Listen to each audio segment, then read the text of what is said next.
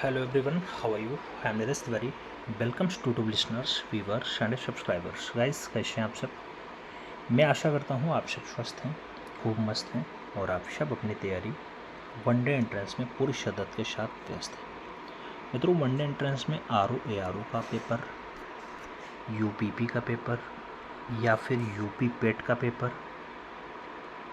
या फिर आप PCS देना चाहते हैं, आप SSC देना चाहते हैं, बैंकिंग सेक्टर में जाना चाहते हैं, जहाँ भी जाना चाहते हैं जहाँ पे GS पूछा जाता है, तो उस GK GS के लिए आपके साथ एक स्पेशल सीरीज स्टार्ट कर रहा हूँ जहाँ पे 50-50 प्रश्न रहेंगे. हर एक टॉपिक से प्रश्न रहने वाला है. आपका चाहे इतिहास हो, भूगोल हो, history, polity, economy, geography, science, CA यानी करंट अफेयर्स, उसके साथ आप इंटरनेशनल रिलेशन देख सकते हैं, आप सामान्य विज्ञान देख सकते हैं जिसमें आपका फिजिक्स, केमिस्ट्री, बायोलॉजी का दोनों टर्म, आपका डिफेंस सेक्टर, सब कुछ इसमें आ जाने वाला है. तो उन सभी को हम लोग देखने का प्रयास करेंगे. तो इसका जो नाम हम दे रहे हैं वो प्रचंड 50 नाम दे रहे हैं. मित्रों याद रखिएगा, ये प्रचंड 50 यानी 50-50 प्रश्न रहने वाले हैं. नाम इसका यही रखा गया है. क्रम आज 01 है, इसके बाद ऐसे 02, 03, 04 ऐसे आगे बढ़ता चलेगा. और प्रश्नों का स्वरूप जो है आपकी परीक्षा में छपने के लिए पर्याप्त रहने वाला है. तो आप सब हो सके तो पेन पेपर उठाइए और साथ में तैयारी की मुख्य धारा से जोड़ने के लिए जुड़िए. पहला प्रश्न आपसे कह रहा है, कौन सा मृतोपजीवी कवच है? ऑप्शंस में शैवाल है, पेनिसिलियम है, फीता कृमि है और अमरबेल का विकल्प दे दिया गया. मृतोपजीवी कवच के बारे में आपसे पूछा जा रहा है, कौन सा है जो मृतोपजीवी कवच है. जब मृतोपजीवी कवच की बात आती है तो आप राइट आंसर्स क्या चुनते हैं? इन विकल्पों में आप सही जवाब क्या बना पाते हैं? जब राइट आंसर्स की बारी आती है मित्रों, तो जो सही जवाब बनता है वो पेनिसिलियम बनता है. पेनिसिलियम बनता है.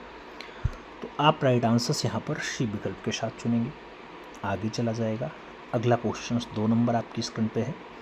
मधुमेह होने का कारण है इंसुलिन की बहुलता, इंसुलिन का कम उत्पादन, यकृत के कार्य में गड़बड़ी होना या फिर बिलिरुबिन का उच्चतर उत्पादन. मित्रों, अगर मधुमेह होने का कारण पूछा जाए तो इंसुलिन का जैसे उत्पादन कम होगा मधुमेह हो जाएगा. तो विकल्प आप बी के साथ दे सकते हैं. अगला क्वेश्चन अपना 3 नंबर आएगा. प्यारा प्रश्न है, कह रहा है पक्षियों द्वारा की जाने वाली परागण की प्रक्रिया को डाट के नाम से जाना जाता है. Fill in the blanks type का क्वेश्चन है. आपसे कह रहा है पक्षियों द्वारा की जाने वाली परागण की जो प्रक्रिया है उसे क्या हाइड्रोफिली कहते हैं, एम्फ्रियोफिली कहते हैं, एटोमोफिली कहते हैं या फिर अरेंथोफिली कहते हैं. मित्रों, पक्षियों द्वारा की जाने वाली परागण की जो प्रक्रिया है उसके लिए अरेंथोफिली एकदम परफेक्ट आंसर है. तो आप राइट आंसर्स यहाँ पर डी विकल्प के साथ देंगे. आगे चला जाएगा. 4 नंबर क्वेश्चन आता है, मकड़ियाँ किस प्रजाति के अंतर्गत आती हैं? नाम में मोलास्का का है, निडेरिया का है, अर्निलिडिया का है और आर्थ्रोपोडा का नाम आपके सामने दिया गया. मकड़ियाँ कौन से प्रजाति के अंतर्गत आती हैं मित्रों? तो मकड़ियों की जो संख्या है वो आर्थ्रोपोडा के अंतर्गत आती हैं. विकल्प आप डी के साथ दे सकते हैं. D is the right answers बनेगा. आगे चला जाएगा. 5 नंबर क्वेश्चन आता है. पूछा जा रहा है, मेडुला ऑब्लांगेटा निम्नलिखित में से किस अंग का हिस्सा है? ऑप्शंस में हृदय है, फेफड़ा है, मस्तिष्क है और पेट का विकल्प दिया गया. मेडुला ऑब्लांगेटा की अगर बात आती है मित्रों, ये जो हिस्सा बनता है ये मस्तिष्क का हिस्सा है. तो आप विकल्प जो है बी के साथ दे सकते हैं. B is the right answers बन जाएगा. आगे चलेंगे. 6 नंबर क्वेश्चन से, निम्नलिखित पौधों में से किसकी जड़ों में गांठें होती हैं? नाम लेग्यूमिनस पौधा, एपीफाइटिस पौधा, परजीवी पौधा या फिर जलीय पौधा. किस पौधे की जड़ों में जो है गांठ पाई जाती है? तो आपके लेग्यूमिनस पौधे में गांठें पाई जाती हैं. विकल्प आप फर्स्ट के साथ लगा सकते हैं. ए इज द राइट आंसर्स बनेगा. आगे चलेंगे. 7 नंबर आएगा. ट्रिप्सिन क्या करता है? ट्रिप्सिन क्या करता है मित्रों?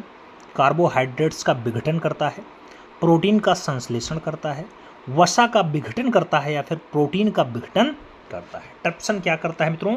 जब बात ट्रिप्सन की आती है तो प्रोटीन का विघटन आपका ट्रिप्सन कर देता है। विकल्प आप डी के साथ चुन सकते हैं।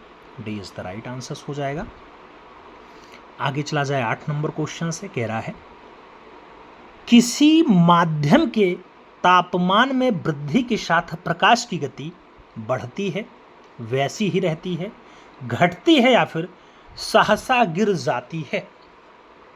किसी माध्यम के तापमान में वृद्धि के साथ जो प्रकाश की गति होती है मित्रों वो वैसी ही रहती है। तो आप राइट आंसर यहां सी के साथ लगाओगे। सी इज द राइट आंसर हो जाएगा। अगला क्वेश्चन 9 नंबर आएगा। पूछा गया सभी धातुएं ऊष्मा की सुचालक होती हैं, इसके प्रमुख कारण हैं। उसमें अणु स्वतंत्र रूप से टकराते हैं, इनमें मुक्त इलेक्ट्रॉन होते हैं, इनमें अणु एक दूसरे के बहुत करीब होते हैं या फिर उपरोक्त में से सभी। सभी धातुएं ऊष्मा की सुचालक होती हैं।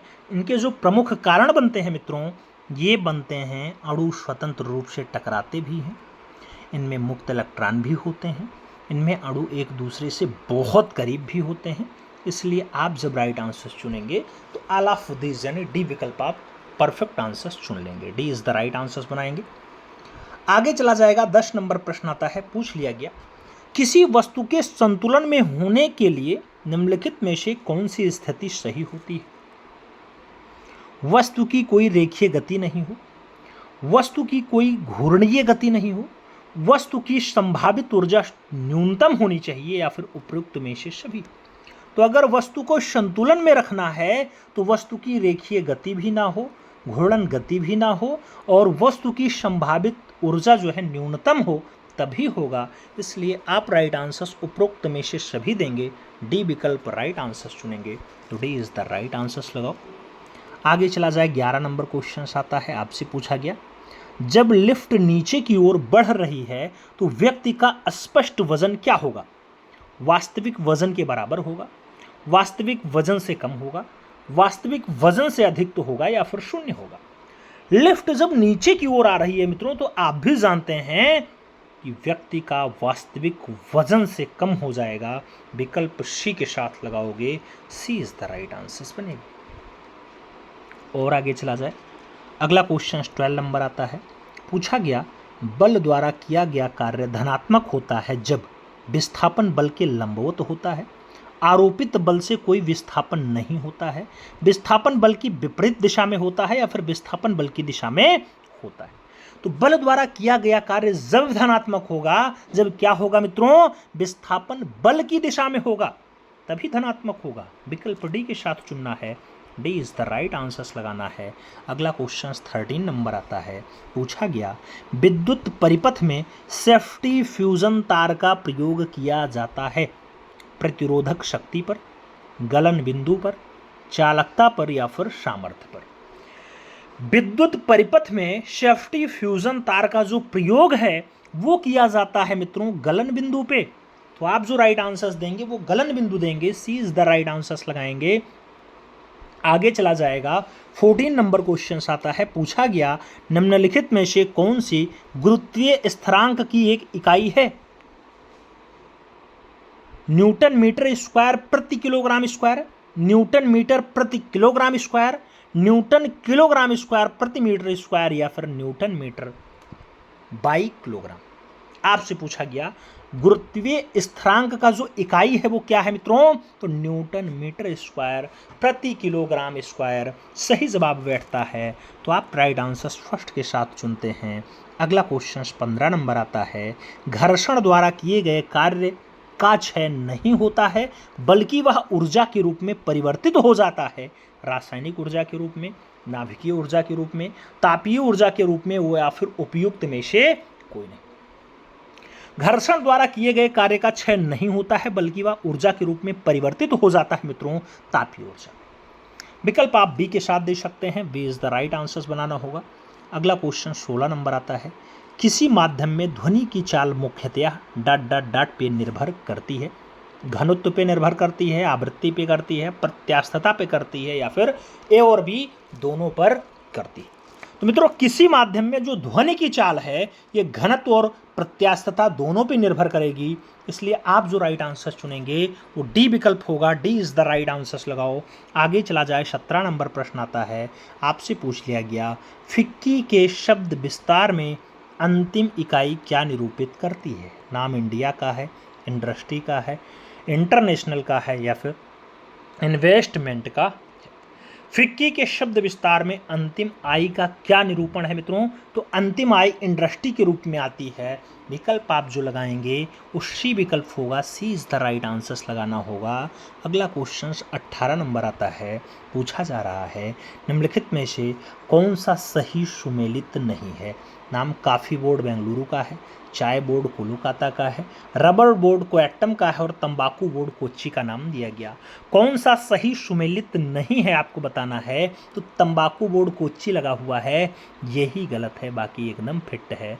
तो आप सही जवाब डी के साथ लगाओ, D is the right answers बना। आगे चलेंगे, प्रश्न संख्या 19 आएगा। पूछ लिया गया बैंक दर ब्याज की वह दर है जिस पर जनता वाणिज्यिक बैंकों से ऋण लेती है, जिस पर जनता भारतीय रिजर्व बैंक से ऋण लेती है, जिस पर वाणिज्यिक बैंक आरबीआई से ऋण लेते हैं या फिर जिस पर वाणिज्यिक बैंक जनता से ऋण लेते हैं। बैंक दर ब्याज की वह दर है, बैंक दर ब्याज की वह दर है जिस पर वाणिज्यिक बैंक आरबीआई से ऋण लेते हैं। तो आपको राइट आंसर यहां सी के साथ चुनना होगा, सी इज द राइट आंसर बनाना होगा। आगे चलें, 20 नंबर प्रश्न आता है, पूछा गया एचडीआई किन 3 क्षेत्रों में विकास का मापक है। स्वास्थ्य, शिक्षा, आमदनी, खाद्य सुरक्षा, रोजगार और आमदनी, कृषि, उद्योग, सेवाएं या फिर ऊंचाई, भार और रंग। एचडीआई किन 3 क्षेत्रों में विकास का मापक है मित्रों, तो एचडीआई सुरक्षा, शिक्षा और आमदनी का मापक है। विकल्प आप फर्स्ट के साथ लगाओगे, ए इज द राइट आंसर बनाओगे। आगे चला जाएगा, 21 नंबर आता है, आपसे पूछा गया मित्रों राष्ट्रीय आय निकालने के लिए एनएनपी में से निम्नलिखित में से किसे घटाया जाता है। नाम अप्रत्यक्ष कर का है, सब्सिडी का है, पूंजी उपयोग छूट का है और ब्याज का नाम दिया गया। राष्ट्रीय आय निकालने के लिए एनएनपी में से क्या घटाया जाएगा, तो मित्रों एनएनपी में से अप्रत्यक्ष कर आप घटा दीजिए, आपका राष्ट्रीय आय निकल आएगा। विकल्प फर्स्ट के साथ बनाना होगा। अगला क्वेश्चन, निम्नलिखित में से किसने दिल्ली को सल्तनत की राजधानी के रूप में स्थापित किया। नाम में बलबन है, इल्तुतमिश हैं, कुतुबुद्दीन ऐबक हैं और रजिया सुल्तान का नाम दिया गया। दिल्ली की सल्तनत की राजधानी के रूप में परिभाषित करने का काम किसका रहा मित्रों, तो इल्तुतमिश का रहा है। आप राइट आंसर इल्तुतमिश के साथ दे सकते हैं, सी विकल्प अपना परफेक्ट आंसर चुन सकते हैं। और आगे चला जाए, प्रश्न संख्या 23 आ चुका है। विजयनगर साम्राज्य की वित्तीय व्यवस्था की मुख्य विशेषता क्या थी मित्रों। मुद्रा प्रणाली थी, भू राजस्व था, अधिशेष लगान था या फिर बंदरगाहों से आमदनी थी। विजयनगर साम्राज्य जो हरिहर और बुक्का राय के द्वारा स्थापित किया गया था, उसकी वित्तीय व्यवस्था मुख्य रूप से क्या रही है मित्रों, तो भू राजस्व की प्रणाली रही है। आप विकल्प भू राजस्व दे सकते हैं, भूमि से कर लेता था। सही जवाब इसी के साथ लगाओ। आगे चलें, 24 नंबर आता है, पूछा गया निम्नलिखित किन ग्रंथों में कहा गया है कि जब कोई व्यक्ति संघ में प्रवेश पाता है वह पूर्ण विहीन हो जाता है। वो शिंगालवाद सुत्त हैं, सोनदंड सुत्त हैं, संयुक्त निकाय हैं या फिर अंगुत्तर निकाय हैं। आपसे पूछा जा रहा है मित्रों, तो अंगुत्तर निकाय में कहा गया है व्यक्ति संघ में प्रवेश पाता है वह पूर्ण विहीन हो जाता है। विकल्प आपका डी के साथ बैठेगा, D is the right answer चुनिएगा। आगे चला जाएगा, 25 नंबर क्वेश्चन आता है, पूछा गया नीचे दिए गए घटना और उसके तिथि को सही से आपको मिलान करना है, फिर बताना है कौन सा सही है। रोलैक्ट एक्ट की अगर बात आती है 18 मार्च 1919 को ही आया था। रोलैक्ट सत्याग्रह की बात आएगी, 6 अप्रैल 1919 को हुआ था। भारतीय राष्ट्रीय कांग्रेस का अमृतसर अधिवेशन अगर पूछा जाए मित्रों, तो आप भी जानते हैं भारतीय राष्ट्रीय कांग्रेस का अमृतसर अधिवेशन 2 दिसंबर 1919 को हुआ था। और जलियांवाला बाग नरसंहार जो हुआ था 13 अप्रैल 1919 को हुआ था। तो डी का तीसरा विकल्प जाएगा, डी का तीसरा केवल फर्स्ट में नहीं है, बाकी सभी में है। और सी का चौथा जाएगा, ए का पहला और बी का दूसरा, यानी डी विकल्प आपका एकदम परफेक्ट बैठ रहा है मित्रों। तो D is the right answers बनाओ। आगे चला जाए, अगला क्वेश्चन आता है 26 नंबर है, प्यारा प्रश्न है, आपसे कह रहा है निम्नलिखित में से किसने भारत छोड़ो आंदोलन के दौरान जेल से फरार होकर के भूमिगत गतिविधियों को संगठित किया था? जेबी कृपलानी ने किया, राम मनोहर लोहिया ने किया, जयप्रकाश नारायण ने किया, या फिर अच्युत पटवर्धन के द्वारा किया गया? भारत छोड़ो आंदोलन के दौरान जेल से फरार होने के बाद भूमिगत गतिविधियों को संगठित करने का काम किया मित्रों, तो ऐसा काम जेपी का रहा है, जयप्रकाश नारायण का रहा है। आप विकल्प जयप्रकाश नारायण को लगाइएगा, सही जवाब वी के साथ बनाइएगा। B is the right answer होगा। अगला क्वेश्चन 27 नंबर आएगा, पूछा जा रहा है मित्रों, स्वराज पार्टी के गठन किस आंदोलन की असफलता के बाद हुआ? असहयोग आंदोलन, सविनय अवज्ञा आंदोलन, स्वदेशी आंदोलन, या फिर भारत छोड़ो आंदोलन? स्वराज पार्टी का जो गठन होता है मित्रों, असहयोग आंदोलन जब स्थगित होता है, असफल होता है, उसके बाद जो है आता है, तो विकल्प आप फर्स्ट के साथ लगाओ। अगला क्वेश्चन आएगा, अगला क्वेश्चन 28 नंबर है, पूछा गया बंगाल विभाजन के बाद पूर्वी का प्रथम गवर्नर कौन बना? नाम ब्लॉमफील्ड फुलर बना, चार्ल्स नेपियर बना, चार्ल्स ग्रांट बना, या फिर मेटकाफ बना? बंगाल विभाजन के बाद पूर्वी का पहला गवर्नर जो बनता है मित्रों, उसका नाम ब्लॉमफील्ड फुलर होता है। ब्लॉमफील्ड फुलर, सही जवाब लगाओ, first is the right answers बनाओ। आगे चला जाएगा, 29 नंबर आएगा, निम्नलिखित में से कौन सा मिलान सही नहीं है? विकल्प नागार्जुन परियोजना कृष्णा नदी, बगलिहार परियोजना चेनाब नदी, रंजीत सागर बांध रावी नदी, और टिहरी बांध परियोजना गंगा नदी? कौन सा मिलान सही नहीं है आपसे पूछा गया मित्रों। टिहरी बांध परियोजना गंगा नदी सही नहीं है, तो आप विकल्प डी के साथ दे सकते हैं। अगला क्वेश्चन 30 नंबर आ रहा है, पूछा गया केंद्रीय शुल्क बोर्ड की स्थापना कब की गई? ऑप्शंस में 1948 है, 1953 है, 1949 है, 1954 है। केंद्रीय शुल्क बोर्ड की जो स्थापना है मित्रों, ये 1949 में होती है, 1949 में होती है, तो आप सही जवाब 1949 दे सकते हैं, सही जवाब बी के साथ लगा सकते हैं। आप भी जानते हैं भारत में पहली बार रेडियो प्रसारण 1927 में हुआ था, 1927 में हुआ था। आगे चलें, विश्व का प्रथम लिंग साहित्य महोत्सव का आयोजन किया गया, पटना में हुआ, केरला में हुआ, नई दिल्ली में हुआ, या फिर तेलंगाना में हुआ? विश्व का प्रथम लिंग साहित्य महोत्सव का जो आयोजन है मित्रों, ये सबसे पहले पटना में होता है। विकल्प आप पटना के साथ दे सकते हैं, first is the right answers लगा सकते हैं। आगे चला जाएगा, 32 नंबर आता है, पूछ लिया गया निम्नलिखित में से कौन अटलांटिक महासागर की ठंडी जलधारा है? नाम गल्फ स्ट्रीम जलधारा, इरेम्जर की जलधारा, फ्लोरिडा की जलधारा, या फिर वेगुएला की जलधारा? कौन जो है अटलांटिक महासागर की ठंडी जलधारा के रूप में शुमार है? तो वेगुएला की जलधारा एकदम सही जवाब बनेगा, सही जवाब डी के साथ लगाओ। अगला क्वेश्चन 33 नंबर आता है, पूछा गया भारत में न्यायिक पुनरावलोकन की संकल्पना किस देश के संविधान से ली गई? संयुक्त राज्य अमेरिका, ब्रिटेन, फ्रांस और कनाडा का नाम दिया गया। भारत में न्यायिक पुनरावलोकन की जो संकल्पना है कौन से देश के संविधान से ली जाती है? तो यूएसए यानी संयुक्त राज्य अमेरिका सही जवाब बनता है, तो आपको राइट आंसर फर्स्ट के साथ चुनना है। अगला क्वेश्चन 34 नंबर आएगा, पूछा गया संवैधानिकोत्तर शक्ति का अर्थ क्या होता है?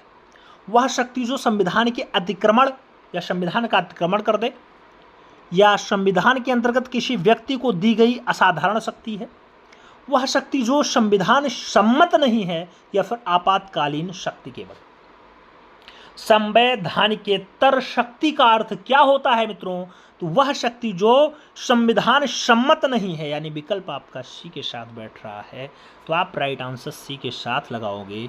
आगे चला जाएगा, 35 नंबर आता है, किस संविधान संशोधन अधिनियम द्वारा 6 से 14 वर्ष के बच्चों को निःशुल्क और अनिवार्य शिक्षा का प्रावधान किया गया?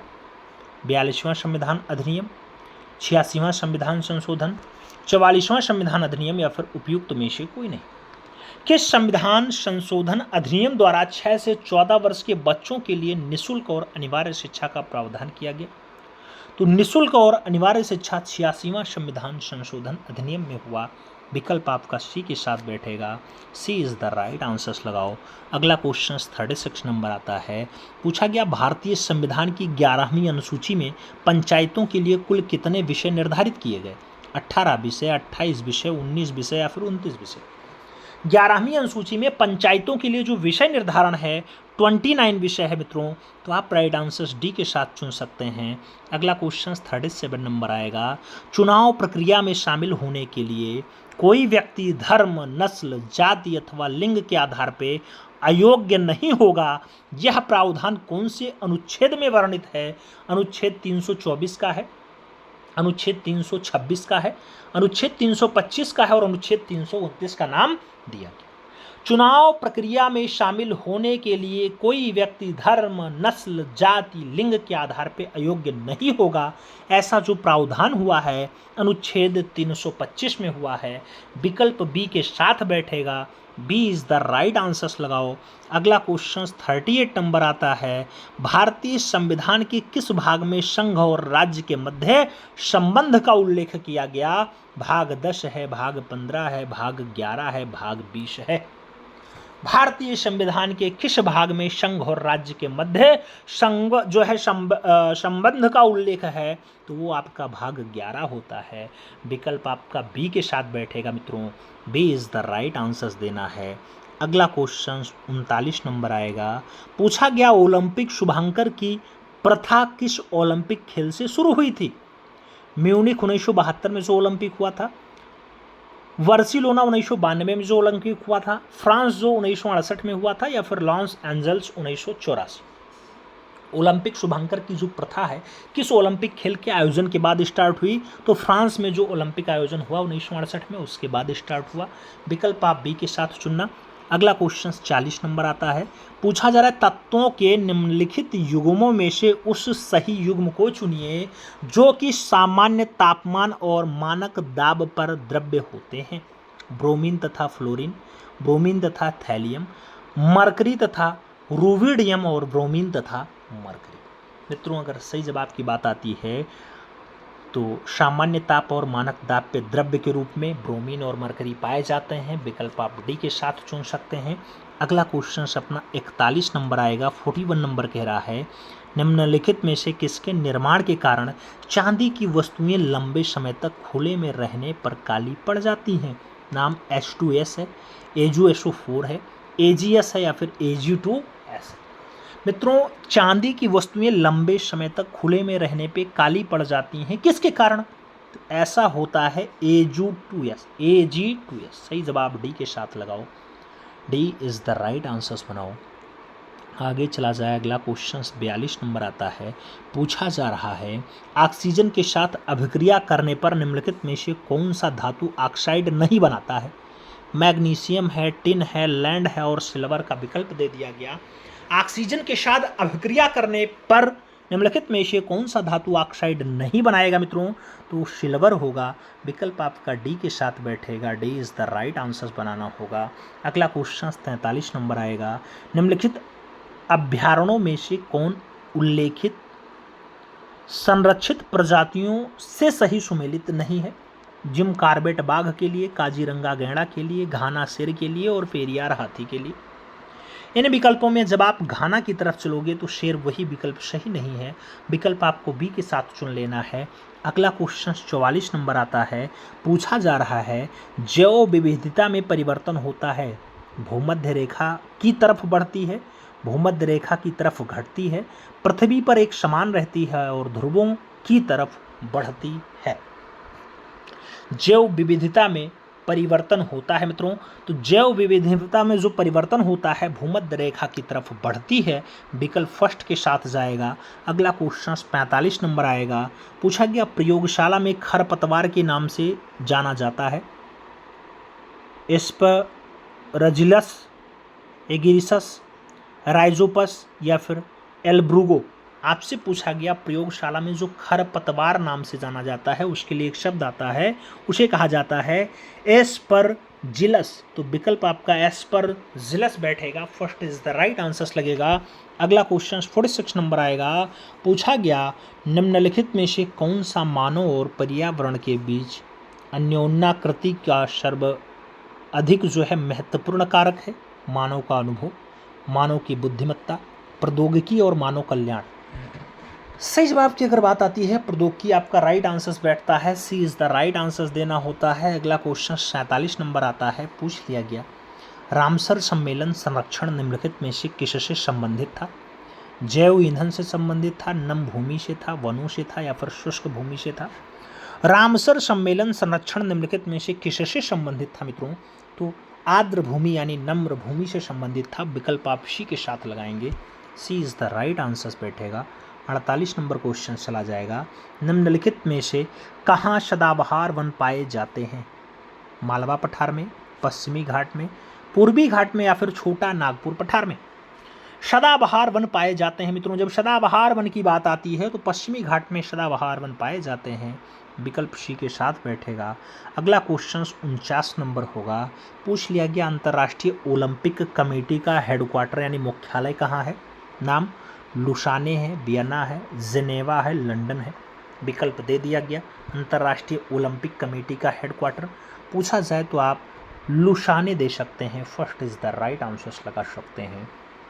और आगे चला जाएगा, लिवेरो, लिवेरो किस खेल की शब्दावली है?